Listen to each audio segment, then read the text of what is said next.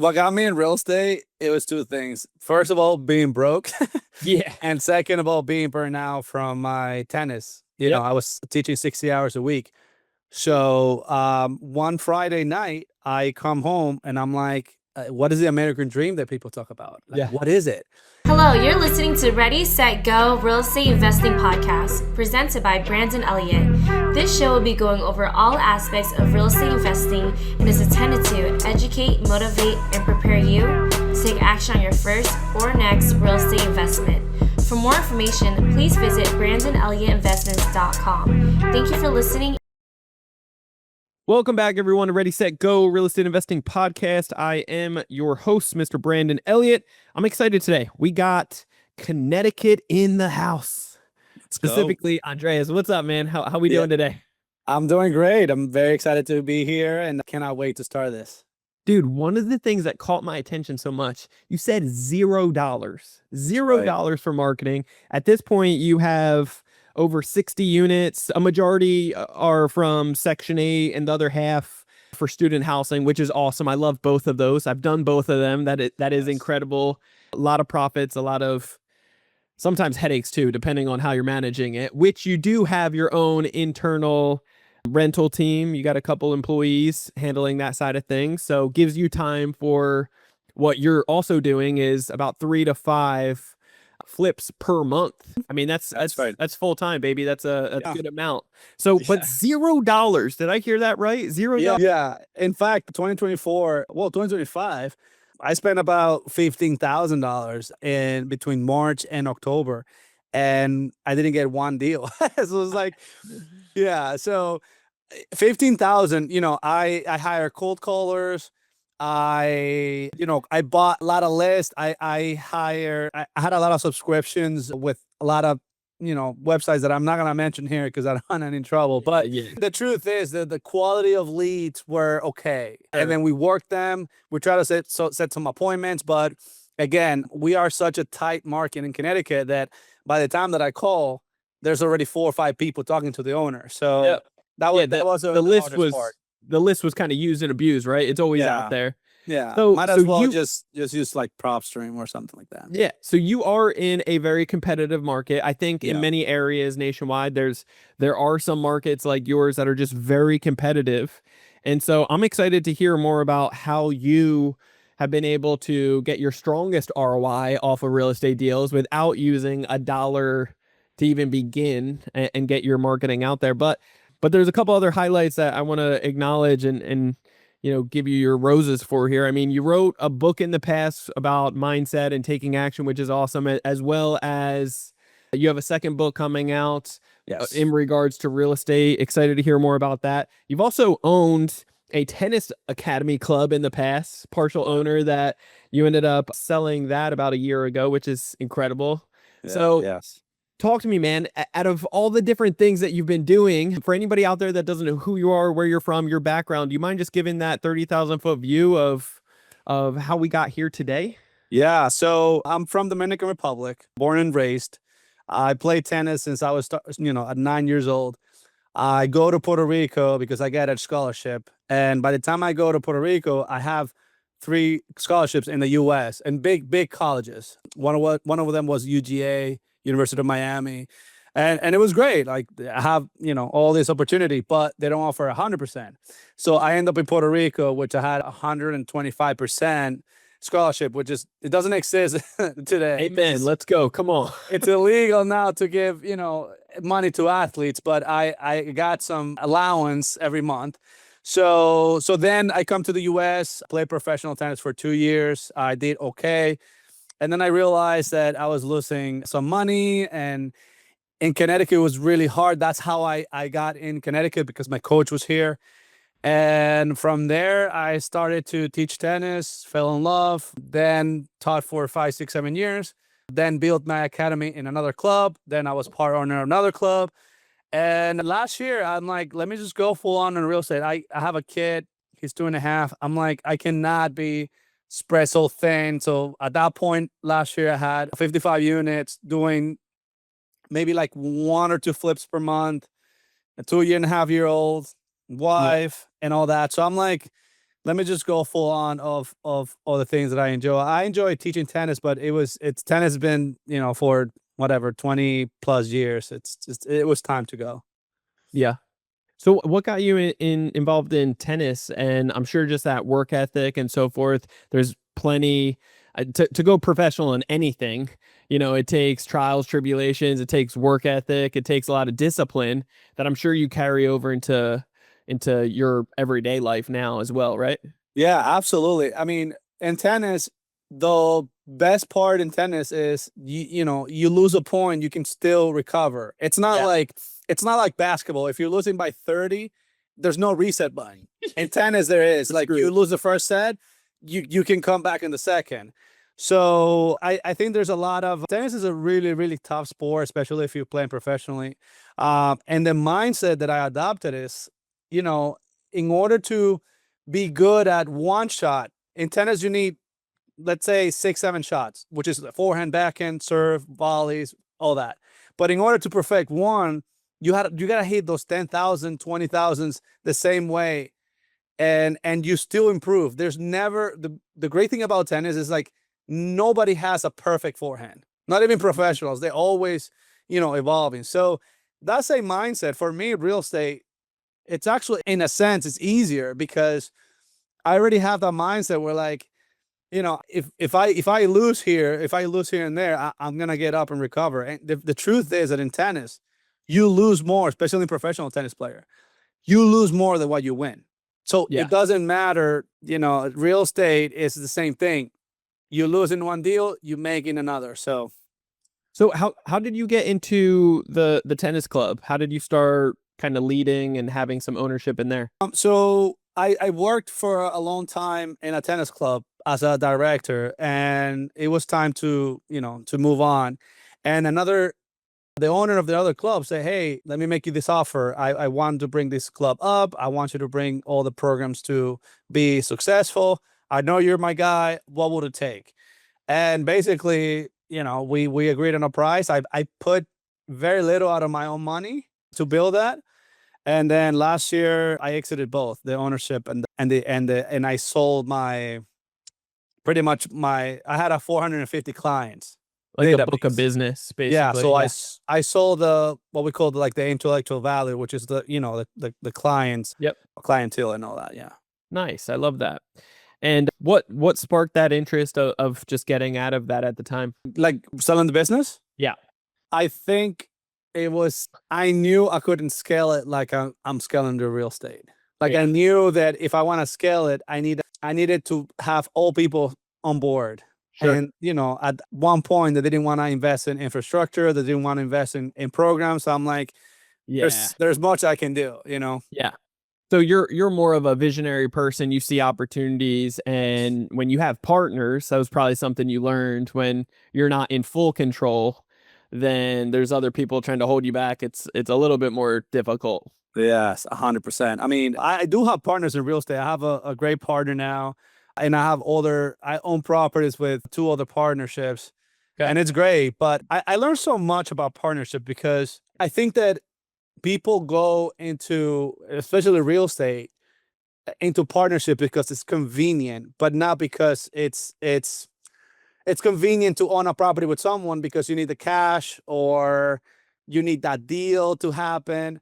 Sure. But the truth is like, nobody needs anyone unless that person can add something that you don't have. Yes. So, Value. Yep. yeah, like, create the value. So, Yep. for example, like, if you have the money, Brandon, and I Yep. have the knowledge, and then we have the same vision, it's gonna be a great partnership. Sure. The problem is that sometimes most of the time, people go into partnerships like They both both being have the broke, vision. both Yeah. being broke or Yeah. both being rich. Yep. They don't know anything about real estate. They don't have the knowledge. They don't have the time because they're professionals. Yep. And then when one works more than the other, it's just like done. Yes. No good. Yeah. So, Yeah. do you have partnerships? No, I don't. I don't work well with others. I've come Okay. to find out. I've jumped in a couple deals in the past with other people, and one of them, it was very successful. It was very hands off. He had the money and I had the knowledge. I had the contracts, right? I had the deals and the contacts. So I was able to get him in, and and it worked out. We hung on to a few properties for about 7-8 years. Very hands off, managed everything and handled And what it. happened? Like what? We decided to sell the properties this past year, Oh, 2025. Yeah. all of them? Yep. Okay. It was just in a market that both of our careers are where we're at in life. We don't need an extra $5,000 a month. We want, the 4 hours that it's costing us per month. It wasn't even really costing us that much, but we just don't want another distraction. Yeah. So I you read took the equity and yeah, I read this book last year. 10x is easier than 2x, and it's basically the 80-20 rule, but it really stood out to me so much of get rid of a lot of distractions and focus on the one thing that's bringing in the most and the most fulfilling, and like let's see how we can put all of our eggs in this basket to see what we can accomplish over here and get rid of some of the distraction. yeah. I will suggest to, and this is something that I've been doing. So now I own 60 units, and they're all small multifamily and single families. They're not Sure. like the biggest is a Residential. bunch of 4 units. Yep. Right. Love it. And one of the things that I'm doing this year is to see not how much equity I have in each of them. Yep. If I can trade them to something bigger, but also what is the return on my time? So for Yes. example, I have a team and they're great, but like when I have a building right now that I have like 150,000 in equity, like I can sell it, maybe make after commissions 110, 120, right? So what can I do right now if I sell that business, how much money I can make versus how much time and cash flow, Yep. whatever it is, and how much time it's taking to my team and how Yep. much headaches. So it's like, if it's How much are you making- paying for that cash flow, basically, because you're paying people exactly. to handle it. Yep. Yeah, like that building, that three, for example, I have a 3 unit in mind where it makes like $600-700 in cash flow. Like I'm very conservative with my numbers. So it's like I take home $600-700 a month. Yep. But it's like every month a problem, every single month. So it's like, Yeah. is it time to leave or what? But then you also got to consider when you sell it, then also taxes on it too. So now Yeah. you got to get creative on different, tax. I'll probably 1031 into something better. Yep. That doesn't have to be bigger, but better. Like Yes. better, like better market. Could be a Yep. better market. Could be even. I have trade. I did a few 1031s, and I've done 1031s from like a 2-family to another 2-family. But the Yep. difference, it's massive because it's a better market, better tenant, bigger apartments. I can have student rentals where I did a 1031 exchange in 2020 where I made 120,000, and then I exchanged it to a building that it was a 4-bedroom, first floor, 4-bedroom in the second, and I turned it into a student rental, and that thing cash flow is like 2,200 a month. Just out of that 1031, it was turnkey. So it's like you don't need bigger buildings; you just need to better cash flow, better exit. I love it. Before I do want to talk more about real estate and the residential multifamily and so forth, but before that, talk to me about your first book for a second. What encouraged you to write a book? And give me one or two bullet points in there that you think represents the book well and something that can intrigue the listeners. Yeah. So it's called Born to Retire Young. It's on Amazon. You can buy it in English and Spanish. Nice. Yeah. Basically, that book, I wrote it because I don't think there was a clear tactical roadmap to achieve financial independence. Come on. And I think I wrote it from a perspective as somebody that came with $500 to this country. So it's like, so that's one.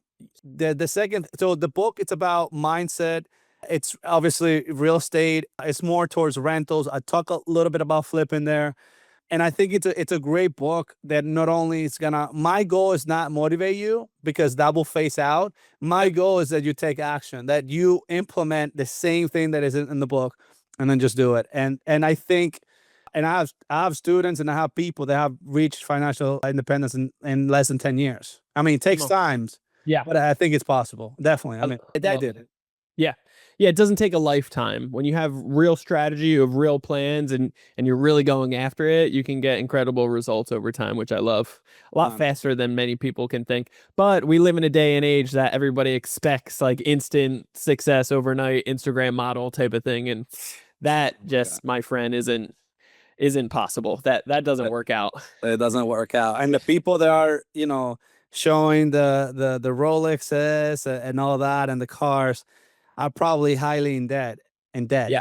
And like people don't understand that. I just, I drive the same car. I bought sort of like a more fancy cars 2 years ago, but I spent like 6 years thinking about it. And I'm like, until I don't reach that goal, I'm not gonna buy it. You gotta be disciplined. Yeah, that's so good. Okay, talk to me like active real estate versus some passive real estate. You got both. What you've been doing real estate for about 10 years now as well. What got you interested in real estate to start off with? Number one, but number two, can you explain a little bit of the differences between the active versus more passive and why you have a combination of both? What got me in real estate, it was two things. First of all, being broke. Yeah. And second of all, being burned out from my tennis. Yep. I was teaching 60 hours a week. So one Friday night, I come home and I'm like, what is the American dream that people talk about? Like, Yeah. what is it? And I Google it. How can you retire early? Three things came up: real estate, stocks, and businesses. I'm like, Come on. stocks, not a big fan. Businesses is something that I will do eventually. And then real estate. I bought a course, shouldn't have bought it, 22 grand. They didn't have it. Credit card smacks. You can't imagine that mess. They didn't taught me anything. And then I just started, buying one a year, two a year, then partnering, then learning, and then, I think the pain is what got me started. And I think that people should use that pain. I mean, you're not gonna get up one day and say, I want to invest in real estate. You gotta use that pain. Is it your dad worked too hard and didn't have time for you? Is it you want to travel because you literally didn't book, travel? You don't want to work forever. And I think people you should use that pain. As far as it Andres, quickly on this, because this is good stuff right here. I love this. Talk to me. The 22K investment into yourself. It was just an online course, or it was some kind of coaching program? Yeah, it was a coaching program. Was there any value in that for you, or was there? Do you regret it? Yes, I do. Because if I would have put 22 grand in a bad deal, I would have learned more. Wow. So the way that it happened was, I'm a very guy that implements stuff right away. Yep. So for me, it's safe to say that course wasn't good. The way that they do it is a weekend seminar, free. And then they sell you. They teach you how to max your credit card so you can afford it. Was this a real estate? Yeah.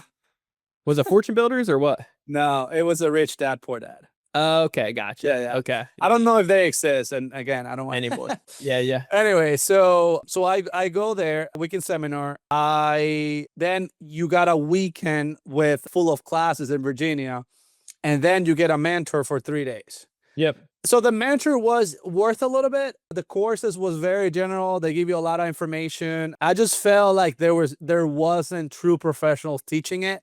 Sure. So I think that's what they were missing. Again, like, I don't want to be controversial here, but like the education system here, I don't think is great, because who is teaching you how to be a good entrepreneur? Is it people that knows how to teach? Yeah. Or they are entrepreneurs? Are Right. you learning in college, like you're learning business from somebody that owns a business, or just reading from a book that talks Yeah. about business? Absolutely. I got 3 degrees in college, 3, and management, marketing, and logistics. Okay. And I feel like I will say only one teacher had a business, or like was consulting on a business. What was work as a consultant. So I think that, I don't know, I have a hard time with people that are educating and they don't know what they're doing. Oh yeah, 100%. There's a lot out there, especially in the last 5 years or so. Everybody becomes a guru in some form or fashion. So I think living behind it and like preach from what you do, it can be really important and imperative for somebody to actually model. 100%. So was there anything on your end that you didn't take action or accountability on your side? When I took the course? Yeah. For sure. I mean, I was overwhelmed with the information, but what the information that I was given, now looking back, was not the right for a person that is starting. So for example, Sure. they were talking to me a lot about marketing, but I didn't know how to analyze a deal. I didn't know how to I didn't know what a good deal is. I didn't know what the terms about real estate. So for me, my mentor, she was a lot of on heavy marketing, but I was not there, and I think she didn't read the room at that time. Yep. I think that it taught me a little bit. I mean, it's not. I'm not gonna say it was not. Sure. But I think the most important was that it just got me started. Yeah, I mean, at the end of the day, the reason why you bought into, there's plenty of people that have done it and have succeeded. So it has worked for some people. It just, of course, it doesn't work for everybody. And if whoever is teaching, it isn't communicated properly, a communication issue, then, and everybody learns differently too, right? Yeah, If you're a big picture guy, to see it all so that you can make sense and feel comfortable and confident in the marketing, then that would have helped out. 100%. Because she read the room wrong and she's like, just focus on this. Then once you get marketing coming in, then we'll teach you how to run numbers and analyze what's a good deal or not. 100%. I mean, Yep. there's 3 things that I will recommend. First, obviously, listen to the Brandon Elliott podcast. I mean, it's like free, and it's like, Yeah. it's so good. It's just like, listen to podcasts. Like it's free. 2, I will read books, and I will read the ones that are more targeted to what you want to do. If you want to, start flipping, then that. And the third, if I would have that 22,000, I would say, hey, Brandon, do you have a deal that I can put 22,000, or that you maybe can use for the down payment, and I can learn from you, or maybe for a flipper. Like, we raise a lot of money. And one of the things that I offer is not only put money in my deals, but I'm going to teach you, and I'm going to bring you to my deals, and I'm going to show you exactly. So just like offer to someone that is actually doing, that has, experience, and say, hey, can I invest in your deals? And you can teach me. Some people will say no, but some people will say yes. And that will be the best education that you can have, instead of just buying a seminar, in my opinion.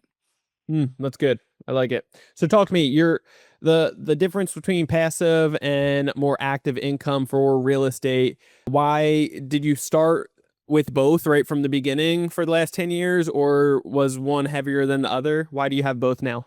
Yeah, I started with the rentals for about 8 years. And in 2025, February 2024, my partner and I decided that it was getting tougher to buy and make the deals work as a rental. Like, at that point, we were buying like 3 to 4 multis a year. So we decided to flip. And Were you guys focusing on the burst strategy for a lot of these properties? yeah. Okay. So we were focusing on burr strategy.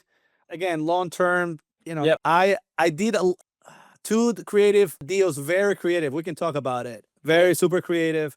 And then, I mean, we were buying the traditional way, nothing special, but we were focusing on problems like value add, or maybe problems with tenants in apartments, small buildings that needed attention. So you get good discounts, you beat out the Yeah. other competition of people that aren't, ready to jump into that level of problems, if you will. And then, Yes, 100%. Yes. and then you fix the problems, you build the value. Yeah, and that's what we do on flipping. I mean, Yep. our strength, like I said before, our weakness is actually marketing, because we don't do any. And we did it last year. We kind of fell. Is it a But our weakness or a strength? It's a unique probability, right? It's something pretty cool. Yeah. And I would say one of our strengths is construction. We have a 12 guys right now, a crew, and that crew takes care of mostly flips. And then whenever we have a vacancy in the rental, then we just jump in. But that's our strength, construction, understanding construction. Obviously our cost is way lower, 20-30% than competition. Yeah. So we can buy deals when the numbers are more tight. And understanding construction and renovations. That's our being our strength. So you guys really started off doing more of the passive income, but doing the burr strategy, so therefore needing that construction. You guys have always been very talented with the construction, and as the market has changed over the last year and a half, kind of just developed more into that flipping opportunity in and out of deals. And so that's a great switch there, and it makes and we total do sense. both. Yeah. We still do both, but again, we buy maybe 3 to 4 units a year, and then we flip very actively. Okay. And then you guys focus on just the residential Yes. multifamily, so 4 units and below, even as low as single family. But obviously, talk to me, why the residential multifamily? Why not something bigger and financing wise? Talk to me about that. Yeah, the bigger stuff don't make sense in our underwriting. Okay. So out of the 60 units that we have done very, very well because we have a very good underwriting. Yep. And when we apply that to, more bigger stuff, it just doesn't make sense, especially in this higher, rates environment. Yep. Again, that doesn't mean that bigger stuff doesn't work, because I have people that are doing great. Now, the way that we underwrite it just doesn't make sense. We underwrite bigger deals, maybe 10 to 20 a year, and we're talking about 10, 20 units here and there. But I think there has to be something with the energy. So this is something very fascinating. Since we start flipping, less buy and holds opportunity have come. And I think it's because we have put more our attention and energy Yes. into flipping. Yes. And I think that it's so weird to see things shifting. Now we get where you basically focus your energy. It's kind of like when you get that new car, and when you get that new car, you're in that car, you start seeing that car everywhere, right? yeah.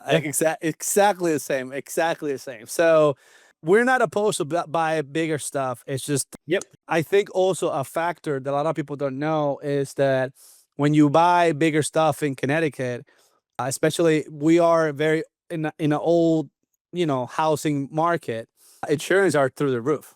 I mean, Oh, not yeah. like Florida, or probably San Diego. Yeah, but, California, they just stopped, about 2 years ago. They just stopped. Like, it was difficult to get insurance. It was crazy. It's insane. I mean, my insurance just called me last month, and they say, hey, we're not insuring in LLC anymore. Rentals in LLC. I'm like, I have 60 units with you guys. Like, What are you talking about? well, yeah. So things are shifting, and I think you have to, again. Yep. So think about this. So we got rates at still, 6.5 for investors. We have insurance going through the roof. Yep. We have, I think, materials, since I'm very active.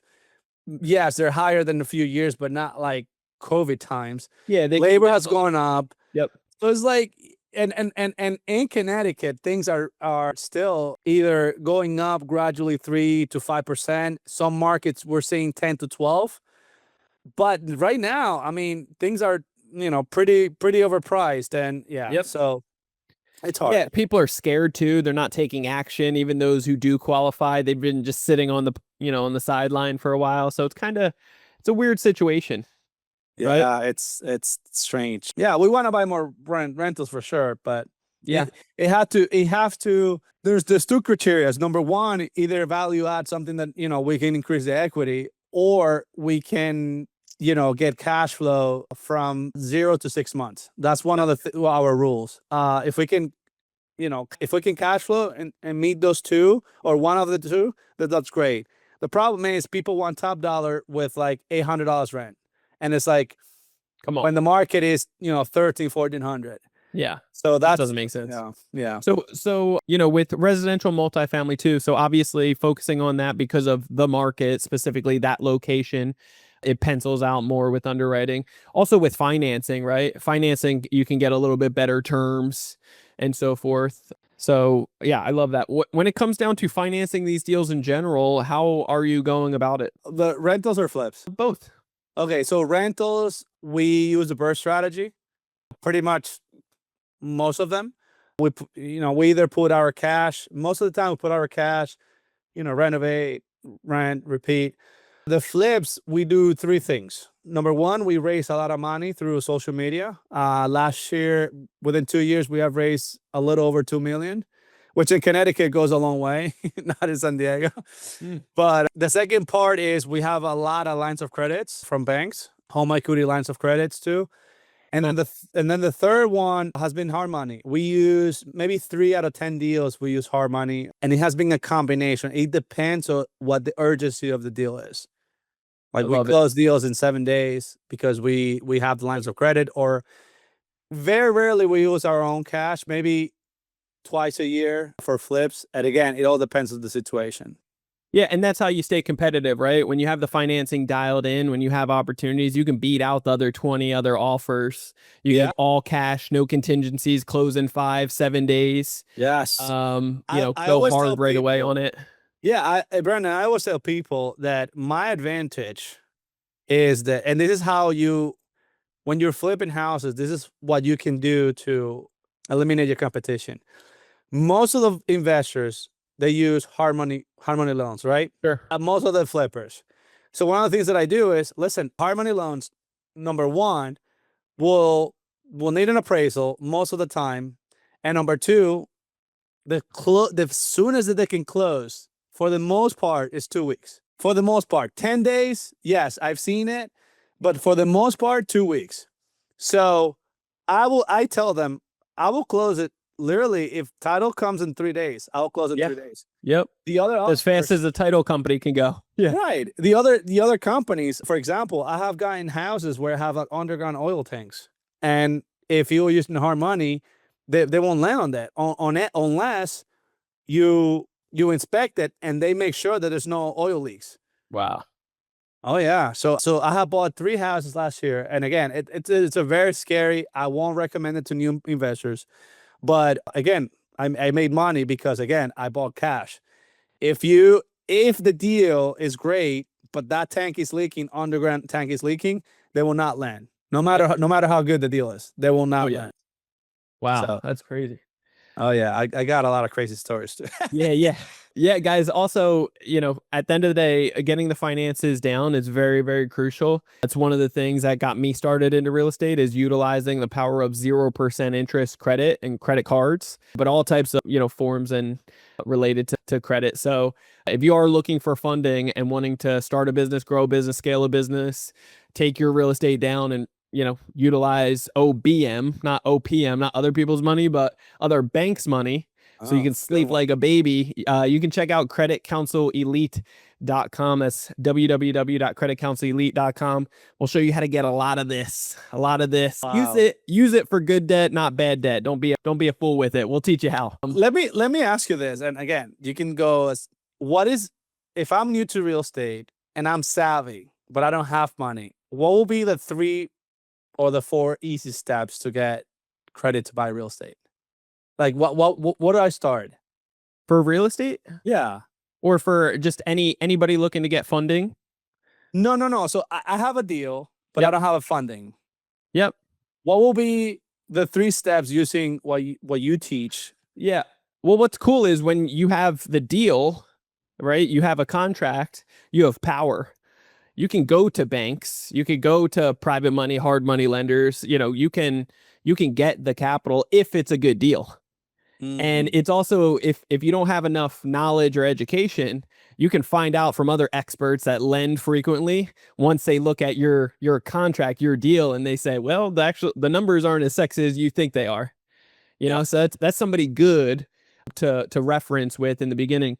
However, when you prioritize not just your FICO score, a lot of people think it's just your FICO score.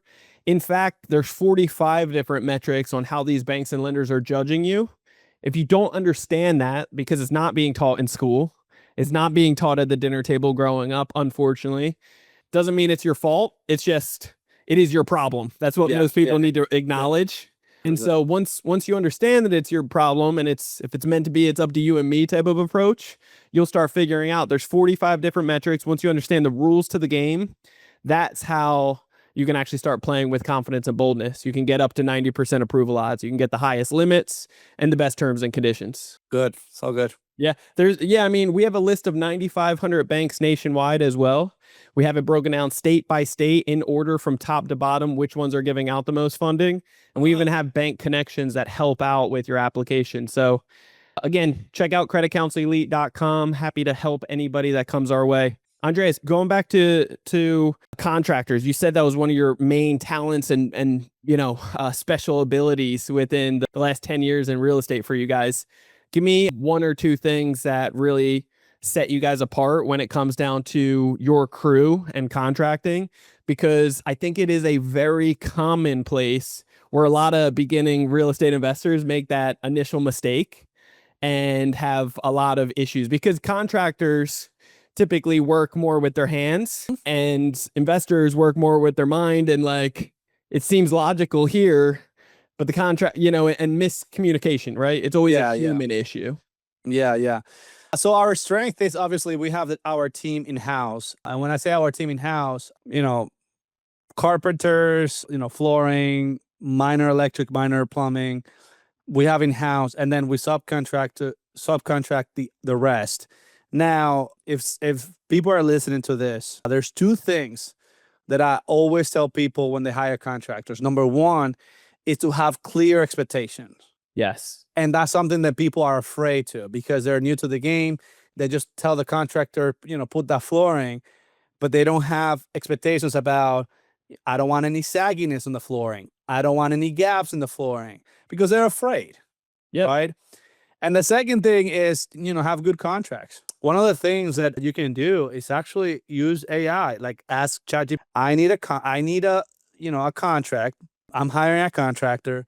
I needed to lay this to be laid down, expectations, Yes. and all that. Good. So like you can use it. And so my contract is the one that when I had a GC, now I'm the GC, but when I had a GC is very thorough. And I never, even though I hired hundreds of contractors, I've never had any problems when I applied these two things, expectations and contracts. So good. I love that. I think that full communication, being bold, over communicating, like that is so important. Make sure if you are getting several quotes from contractors, make sure it's apples to apples. I know that was a rookie mistake that I did initially. I would have the contractor go in, they would get a scope of work for me, and then I would have another contractor come in. 3 of them later, I would get the quotes back, and I'm like, they're all different because they're all different, Yeah. Yeah. It's so funny. And if you would have come and say, this is what I need to get fixed. Yep. And instead of just letting them run the thing, because again, the way that a contractor works, a lot of people they say is, I need to do plumbing, sheetrock, and flooring, for example. So of course they're gonna tell you that the house actually needs more, but it's up to you to say, do I actually need this or not? Yep. In rental, especially in rentals, as long as you have a good place, clean, that is painted and have decent flooring, in C, B class neighborhood, you're good. Sure. When Yep. you're talking about A plus, it's a different story. Yes. But now in the flips, I just like people think that they complicate things. Yeah. Don't try to reinvent the wheel. One of the Yeah. things that I do is I take half an hour in every single flip. I check what the comms are, I see what they're using, and I do the same thing. So good. It's so basic, it's so common sense, but it's so simplified by doing just that. Just look at what other competitors are doing out there to get that similar product. Yes. And just point to that and say, do that. And it's so much easier. Yeah, I have tried to be a little bit more extra on my flips, and that hasn't worked out. Yes, people, when you're doing a flip, you're selling the feeling, the when the buyer comes in. So Yep. as long as you're selling that, you're gonna have a good offer. Because That's- people are so emotional, man. Like it's Yep. just like I got in when people think, for example, last year, now in this market in Connecticut, if you get 10, 20,000 above asking, you're lucky, right? Oh yeah. Because people are stabilizing. Last year, I got multiple 40, 50 grand. Why? Not because my house was better, but because I understood what emotions triggers my kind of buyer. And when you Yes. understand that, like my kind of buyer, for example, I know how much I make, I know where they live, I know what they want. Like I research so heavily. And when Yeah. I know that, I just do it. And people, on my Instagram and Facebook, oh, you're so bold painting the house blue. I'm like, watch. Yeah. That's what they want. That's what my Yes. avatar wants. You're reading their Yes. mind. Andreas, What I want. you're reading my mind too. I was just about to ask you more about like who is your avatar? Do you know that? And talk about the importance behind it. Obviously, you know it, but I think a lot of investors out there, maybe initially when they're getting started, they don't actually backtrack of what their avatar that they're selling looks like. So therefore, they're just kind of doing their own touch to it. And if you put your own emotional feelings to it, you can pay, make it Yes. more complicated than it needs to be versus Yes. the avatar that's realistically going to be buying that.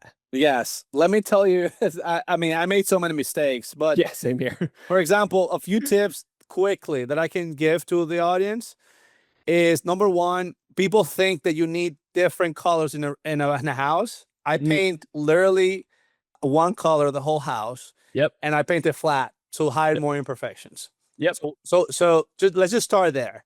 I see a lot of flippers painting rooms different colors and all that, because when I see that, it's like you're putting your personal touch. Yes. Which if you're a person that very educated and make a lot of money and come from a nice family, but then you're selling houses in a wonky side of town, it won't work. Yeah. So Looking all colorful, they might not like color. They might might want to not make like their own colors. color. You put They blue, they might like red. Yes. Don't get crazy with it. Yeah. Yes, and most people will paint it anyway. Yep. So anyways, and put in the finishing touches, the quality of the cabinets, Yep. the quality of the flooring. Like, my God, Bathrooms and kitchens, do you really focus on making those pop out a lot? yeah, kitchens and bathrooms always sell. Yeah. But how you're gonna sell them is the question. And this is something very controversial also in the flipping. It's like, should I use Home Depot or Lowe's cabinets, or should I use other Custom. vendors? Yeah. The truth is that the difference in pricing for the most part is $1,000. Yep. So Sure. in my opinion, houses that are below 450,000, I put Diamond Now Lowe's cabinets, and they sell quickly. Above 500, I go to my vendor. Yep. Why? Because above 500, people noticed. They'd They start want noticing. They start plywood caring. cabinets. Yeah. They start caring. So, and that $1,000, it's definitely needed at that price point. But again, I see so many houses. They have 350,000. They put very expensive crown molding. I'm like, that was not needed, and you might not make any money. Yes. It breaks my heart, truly. Yeah. It's true though. It's good. And people need to, just like you and I have had many learning curves over the 10 years we've been doing this. Sometimes they need to go through it. Ideally, if they're listening to content like this on this podcast, ideally they're soaking it up from us so that they don't need to go through it themselves. Absolutely. Talk to us and share some of your other biggest learning curves that you're like, you could cry, Yeah. Well, actually, so we did almost 25 flips last year. And when I say almost, it's because we carry 2 for this year. Yeah. I lost 107,000 in December. Whew. Doesn't Yeah. feel good. That's not what Doesn't they feel tell good. about on Instagram. Yeah. Oh no. And I'm gonna make sure that people know, because I personally don't have any ego. Even if it still hurts. Me and my partner, at the time that we lost, we wrote the check. We were laughing because most of this flip will definitely take anybody out of the business. Oh yeah. And we had a very good year.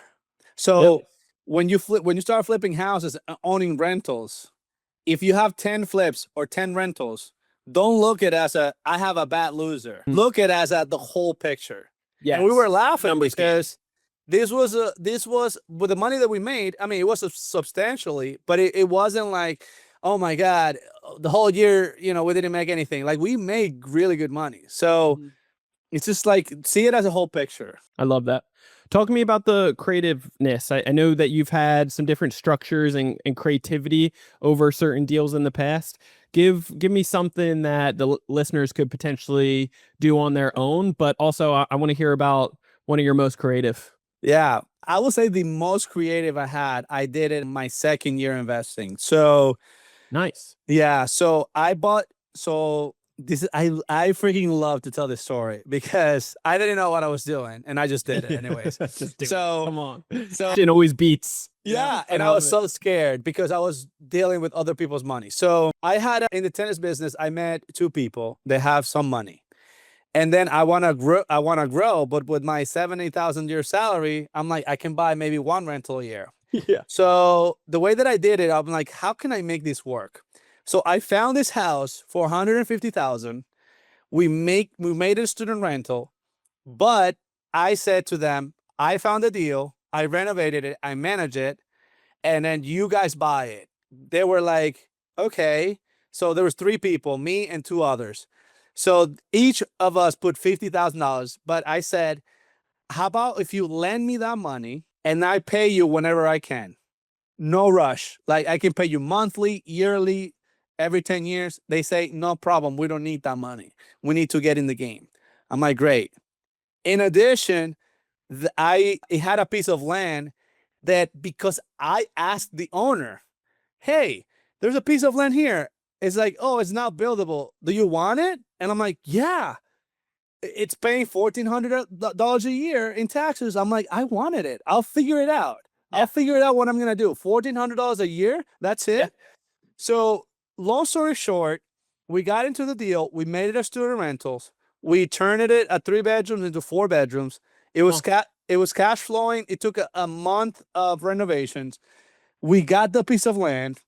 I got it approved a year later. I sold that piece of land for 50,000. We split that 3 ways, and that student rental that we have, I paid them like 12,000, and they wanted to get some money, so they gave me a discount. Long story short, they bought my equity. They gave me some money, and it was a win-win for everyone. And until this day, I manage that property for them. Let's go. Wow. So Yeah. you were able to build something on it, or just you were able to parcel it off and sell it? That's a sad story. Yeah. So I sold it for 50,000. At the time, it was worth 35,000. I'm talking about 3 years ago, 2 to 3 years ago. So the guy the builder bought it from me. He built the house there, and he just sold it for 650,000. So it was buildable. He was able to take it all on and Yes. No, crazy. I hire an attorney. Cost me $3,000 to got it go through the rezoned? zoning process. We Okay. went through a variance and all that, and we got it approved as a single family. Come on. And I sold it with that certificate. They give Yeah. you like a diploma, right? Yep. And then I sold it, and the guy built it and made a killing. Yeah. So now what you know, because that was your second year in, very Yes. creative. Everybody won.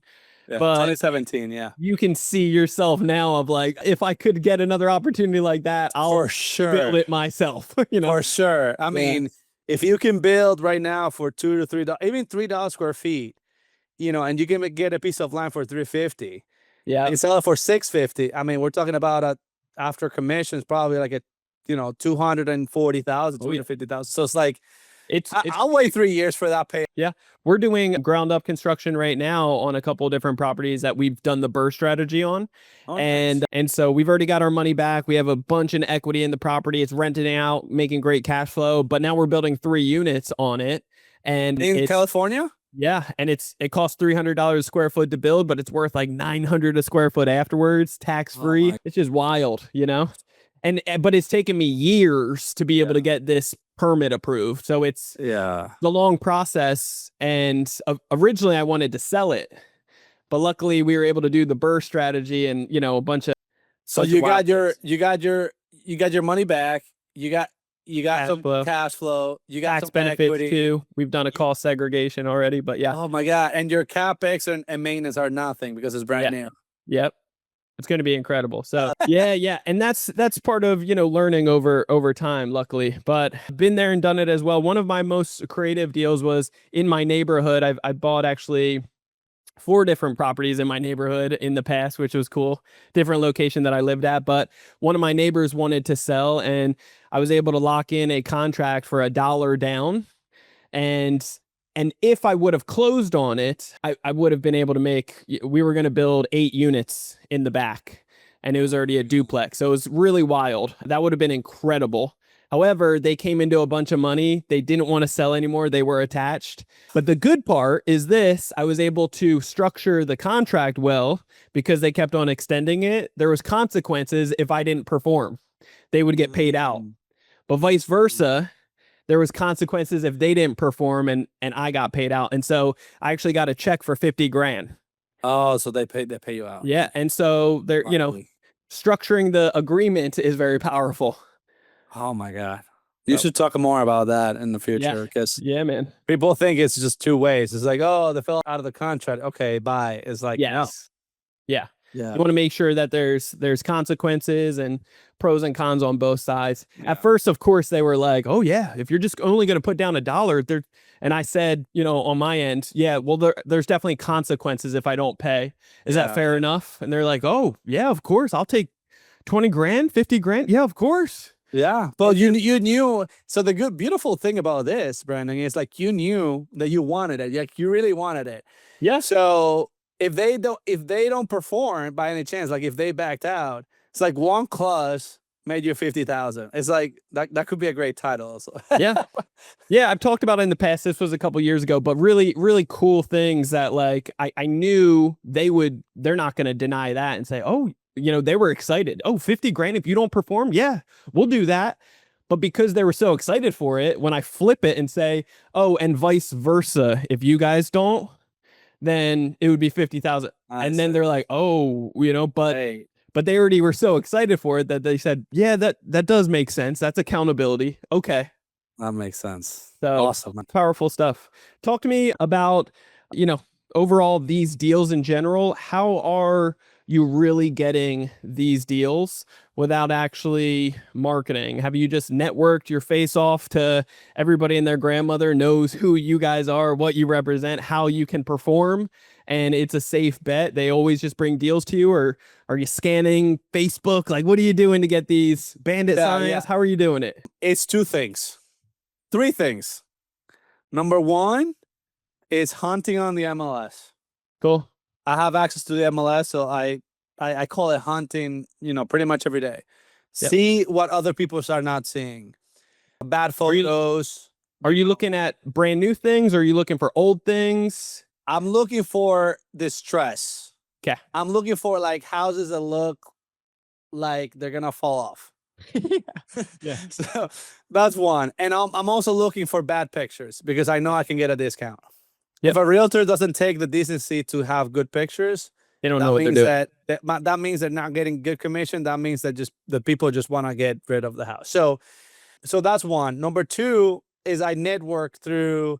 I go to events sometimes. I comment on Facebook groups. I try to help other people, other investors as well, by recommending contractors or providing value.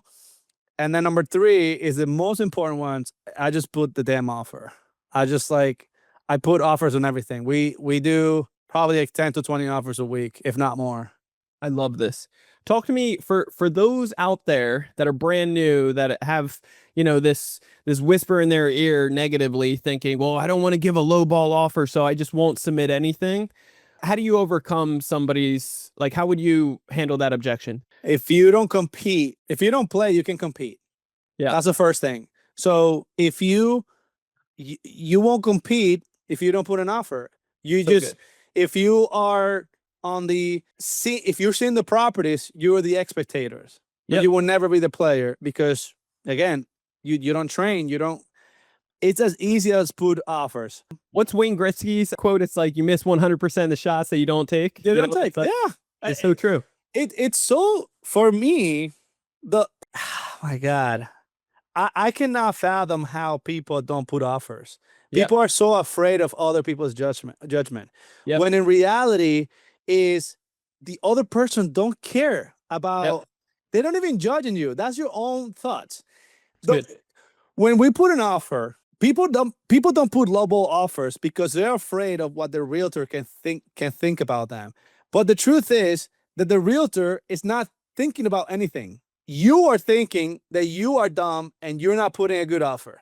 They're not thinking anything. They get the lowball offer, they just say no, and they move on. Yep. Now, what if they say yes? Or what if they counter? And that's how we have grown. Most of our deals we bought from MLS, I will say 50-50. 50% of MLS, 50% of wholesalers. And people, I got people reaching out through my Instagram. I got a realtor. This is I flipped a house last year. a realtor reached out to my Instagram and said, I don't want to put this property in the market Yep. because I want a quick close. Can Yep. you close? We close in 7 days. If I renovated in 2 weeks. I listed with her. It was her own house. Yes. She moved out of the country. We sold it. We made money, both. So don't think that, again, it's just about putting yourself out there in social media, number one. And number two, good. just putting offers. And like, even if it's dumb, like, you never know. You got to play the numbers game. I love that. The other thing that I would add to that is if you always justify your low ball, but like if it's $1 million listing and you offer $5 for it, that's extremely low ball, right? It's unfair. It's unrealistic. It's crazy. Most people would say, I can't justify giving that kind of offer. They're going to hate me. They're going to curse me out. You know, did I fall off my rocker? Whatever it may be. If you can justify by saying, well, I'm an investor. I also, this is basically a tear down. It's not worth that because of this. You know, I need to do all these things. It's going to cost this much. I also need to get paid for my time. You know, if you justify why you are submitting this offer and it's realistic, it's not just a toss the low ball out and then say nothing, you know, that can come off like kind of like a jerk. Yeah. If you toss it out, but you say, I know you're not going to like this, but this is why. This is, you know, I know you want more, but this is why, and this is as much as I can pay. So good. Respectfully. So good. And some people would not understand that because, again, they're not contractors. They don't know what the renovation is. They don't understand about holding costs. I'm going to give you a very good tip, something that I started implementing last year. If you want to buy a house in 2026 and the house is worth $400,000 and is listed for $340,000 and you wanted it at $300,000, put an offer for $320,000 with an inspection. So in this case, they wanted $340,000. You are close to the asking price, and then once you get in the contract, there are always things that are gonna come wrong on the inspections. So if the house needs $5,000 to fix the issues, then ask for 10 or 15. What is the worst that could happen? They say no. You go back and think about it if you wanted a 320 or not. And like, you don't have to put the lowball offer right away. You can put a higher offer knowing that you're going to get a discount on the back end when inspection comes. And again, a lot of people have hate me for this strategy. Yeah. But the truth is that the seller doesn't have to accept my offer. True. Yeah, they're jumping in and walking in. So it's at the end of the day, you're going to have more of their control at that point, because if they decide to not do it, it's going to cost them time and money to go back on the market. Yes. Yeah. As a seller, I'm a flipper. People do that to me all the time. Yeah. So as a seller, I know they're doing it.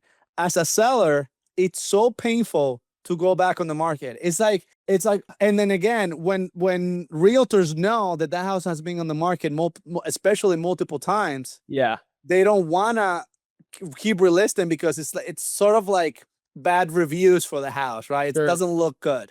Yeah, that makes sense. Yeah, I think there's a lot of value behind it. What's cool too is when you shoot your shot and you say, hey, I know that you think it's worth this. This is what I believe it's worth. And it, you know, if right now, if you're going to curse me out, it's not a good fit now, let me know in a couple months when things change and you get more realistic and closer to my numbers. Yes.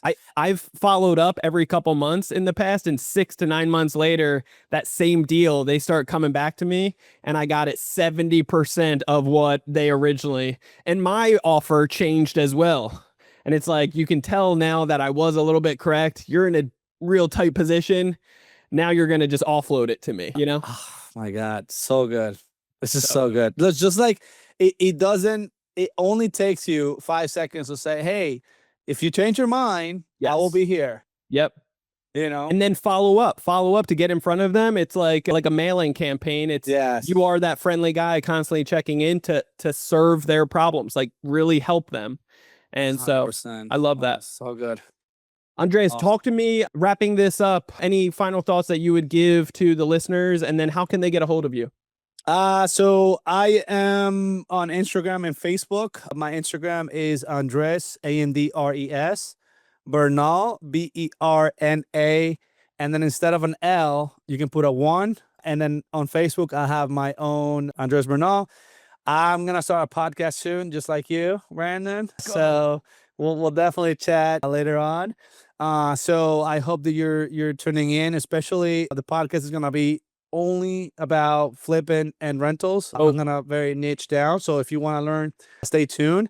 And also stay tuned to social media because I'm gonna release a book mid-year about flipping and about how can you flip your first, at least the first 5 houses from the first, second, third, fourth, fifth, and how you can have systems around there so you can have a good time and be very profitable. Come on. I love this. That's awesome, man. Yes. Well, it was an absolute honor to have you today. Thank you for pouring your heart out to the listeners and to be able to share more about your story with us. Super motivating, super inspiring. And you've been through a lot, but it's just the beginning. You're overcoming things. You're doing some big stuff. So can't wait to see what 2026 has in store for you guys. So continuous blessings your way. Thank you. Guys, reach out to Andreas. He's awesome. Wealth of knowledge and heart in the right place. If you want to get a hold of me, you can always do so on Instagram. It's Brandon Elliott Investor, or I'm sorry, Investments, Brandon Elliott Investments.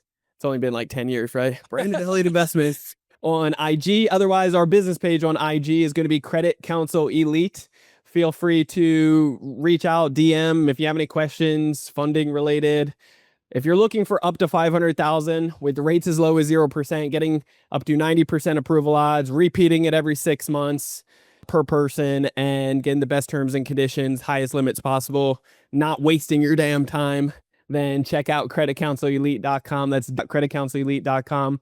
Happy to jump on a quick call with you, answer any questions you have, and just get a second opinion of where you're at and where you're looking to go. So if you have not already, hit that subscribe button to Ready, Set, Go Real Estate Investing Podcast. What are we doing? What are we doing here? Do that right now. Stop whatever you're doing. Just listen to this, pause this, and hit that subscribe button. You will get the newest notification every single Monday, which is excellent. And then after that, leave that 5-star review after listening to a few of these. Greatly appreciate all the love, all the support. You guys keep sharing it out. Let's get this message out there. Let's impact some lives. Love you guys. Let's make 2026 excellent.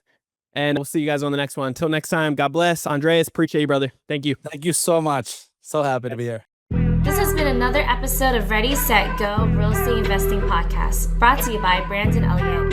For more information, please visit BrandonElliottInvestments.com. Also, please don't forget to like, share, and leave a comment below. Thanks again for joining.